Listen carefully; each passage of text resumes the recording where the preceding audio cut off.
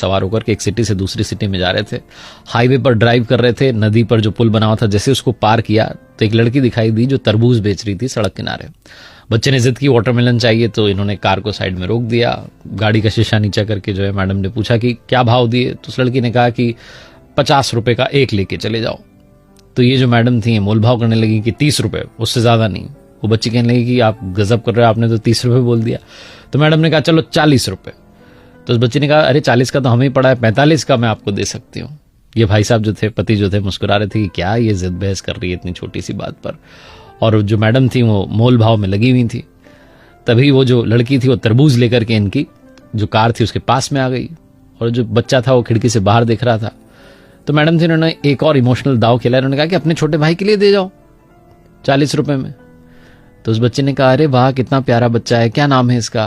तो उस बच्चे ने बताया मेरा नाम गोलू है। कहने लगी वाह तुम तो सच में गोल मटोलो।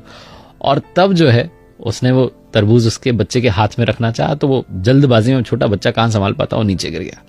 5 किलो करीब का तो तरबूज रहा होगा, उसके 3-4 टुकड़े हो गए। बच्चा रोने लगा कि मेरा तरबूज गिर गया। तो बच्चे ने कहने लगे अरे मेरे भैया नाराज क्यों होता है, मैं दूसरा लेके आती हूँ। फटाफट से दूसरा लेकर के आ गई। अब ये मैडम ताव में इनको लगा कि 2-2 के पैसे लेगी। कहने लगी हम उस टूटे वाले के पैसे नहीं देंगे और इसके भी 40 रुपए ही देंगे, कितने का है ये। उस बच्ची ने कहा, जो लड़की बेच रही थी तरबूज की, मुझे तो आंटी जी कुछ चाहिए ही नहीं, मैं तो अपने छोटे भैया के लिए लेकर आई हूं, मेरी ओर से तोहफा है इसके लिए। तो कहने लगी नहीं तुम पैसे तो लो। जो पतिदेव थे भी मुस्कुराकर कहने लगे कि अरे तुम 100 रुपए लो दोनों तरबूज के, टेंशन ना लो। उस बच्चे ने कहा नहीं मैं अब पैसे नहीं लूंगी, आपने कहा ना मेरा भैया है, भैया से पैसे थोड़ा ना लेते हैं। तो ये जो मैडम थे उन्होंने कहा कि अरे ये तो मैंने ऐसे ही कह दिया था, तुम पैसे ले लो। उस छोटी सी लड़की ने जीवन का सार कहा। उसने कहा कि मेरी माँ कहती है कि रिश्तों में नफा नुकसान नहीं देखा जाता, पहला वाला टूट गया कोई बात नहीं, दूसरा वाला इसके लिए मेरी ओर से गिफ्ट है, तोहफा है, आप लेके चले जाओ। जब उसने ये बात कही तो इन मैडम ने पूछा कि तुम्हारे परिवार में कौन कौन है, तुम्हारा कोई भाई है। उस लड़की ने कहा मेरा भाई तो, और ये कहकर के रोने लगी कि कुछ समय पहले ही उसकी जो है डेथ हो गई, बीमार हो गया था, हम हॉस्पिटल ले जाते तब तक उसने दम तोड़ दिया, 2 साल का था वो। मुझे तो इसमें अपना भैया नजर आया, आप लेके जाओ तरबूज। ये जो मैडम थी ये जहां से आ रही थी अपने घर से और दूसरे शहर जहां जा रही थी, वहां पर किसी के रिलेटिव के यहां पर जाना था, गिफ्ट देना था, कंगन लेकर के जा रही थी।